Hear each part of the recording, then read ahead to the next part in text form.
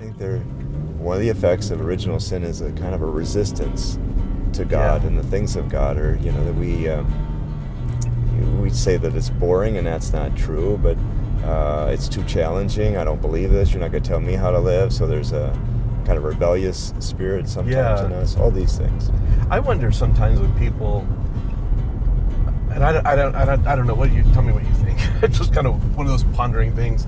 If people are so accustomed to hearing about, we have such a loving and merciful God who loves you and, do anything for you. And that's all amazing, of course. But I wonder if people use that like, well, yeah, he loves me, so I can do all this over here. And then when I die, he loves me, and we'll just do that then. And there's almost like no urgency to understand or participate in the salvation story, Yeah, I just think that, like Jesus said, that they see, they look, but they can't see. They listen, but they can't hear. That, that our senses were dulled by sin. And I mean, for a lot of people, and there are a lot of different ways to come to God. I mean, there's beauty, goodness, truth, the transcendentals. But for a lot of people, it's suffering.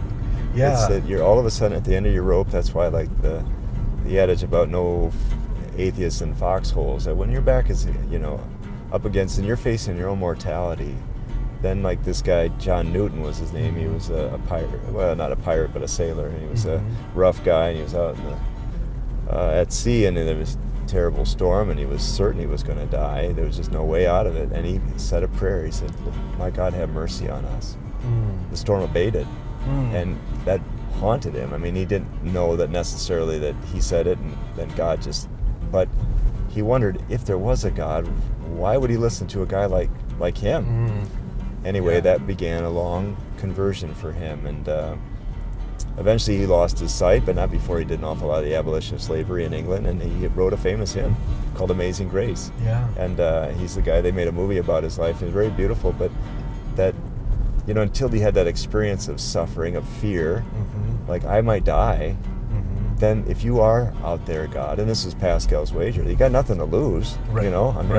And everything to gain. Yes. So why wouldn't you? Yeah.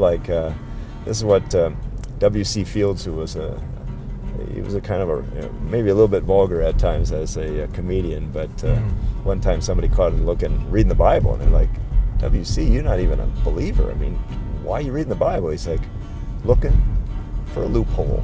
Oh.